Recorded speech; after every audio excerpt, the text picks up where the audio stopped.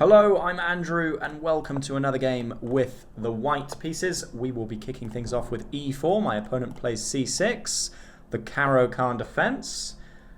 Against this, I like to play the two knights variation. And if our opponents trade on e4, we go ahead and pick this up immediately. Okay.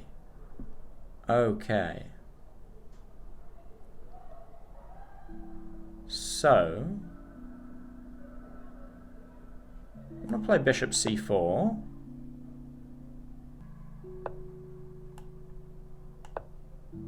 Queen e2.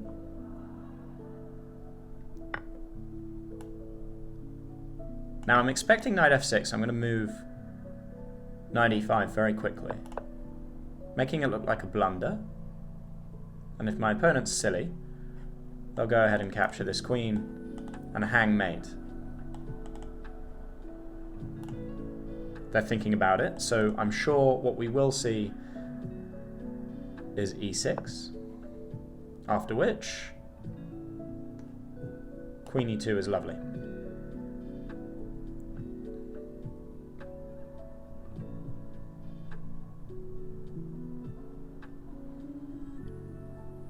Now I'm expecting bishop d6 or queen d6, bishop d6, okay.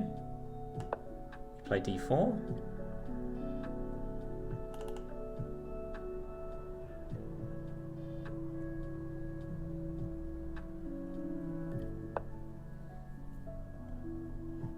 Now I can safely castle. c3, solidifying my center. f4. Bishop f4. Bishop g5. All of these moves look good.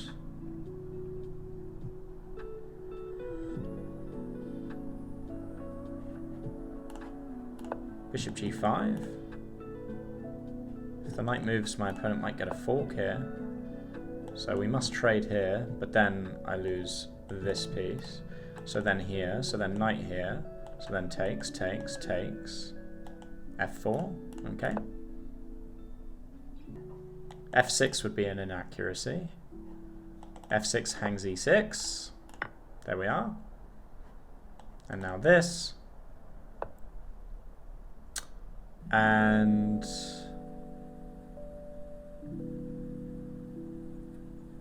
I can play here and pick up the rook. Here. And then yeah, you have to give up the rook.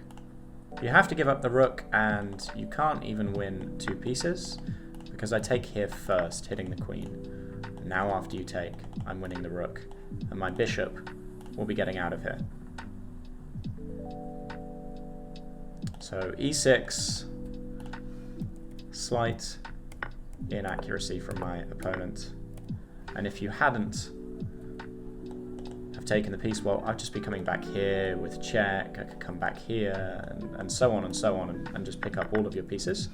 Okay, so queen captures, and now I am probably losing this pawn. I mean, maybe not, but no, I actually can't lose the pawn.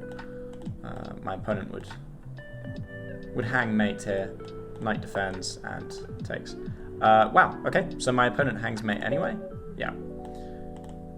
Queen e8, queen f8, queen takes on f8, mate. Very nice.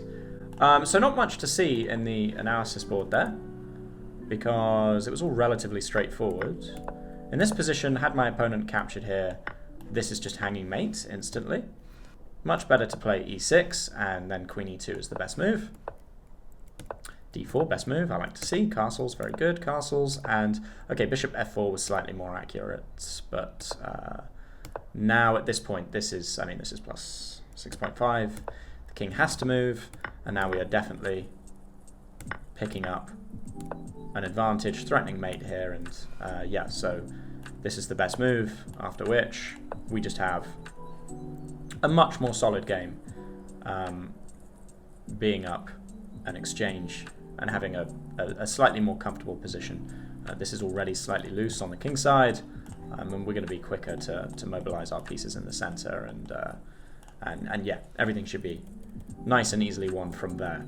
The line I had been hoping for, actually, way back here is a lot of players play bishop f5, which is already a little bit of a mistake, because we can swing our knight back, attacking the bishop, and if the bishop drops back, we can threaten to trap the bishop. So usually our opponent would play something like h6, we hit the bishop again, they drop back. Now we have queen h5, threatening mate, and if they push g6, we very, very quickly play bishop c4, and if takes, we have this same mating pattern, with the knight holding the bishop in on f7 and also protecting the d7 square. And so at this point, it is best for them to play e6, queen e2, but now, if knight to d7, we are capturing here, forking the queen and the rook, so we'll be simply winning an exchange, and if the king takes, we capture back like this, and here, this is mate. I cannot tell you how many people I have checkmated like this. It is very nice, very lovely, and oftentimes my opponent will know what they're doing until this moment, and there are so many blunders here. I mean, this is the same thing.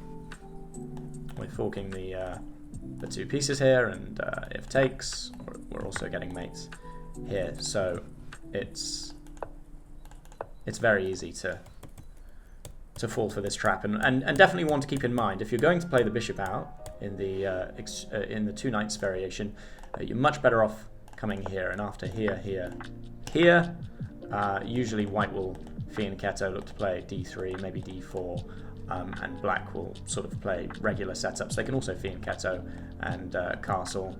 They can play their knights to e7 and d7, although that's the slightly older way of playing. And actually, this idea with fianchettoing both sides and knights coming like this, I think is how Beltic plays against Beth Harmon in their match in Queen's Gambit. Fun fact. I hope you enjoyed the game. Let me know in the comments what you play against the Caro-Kann.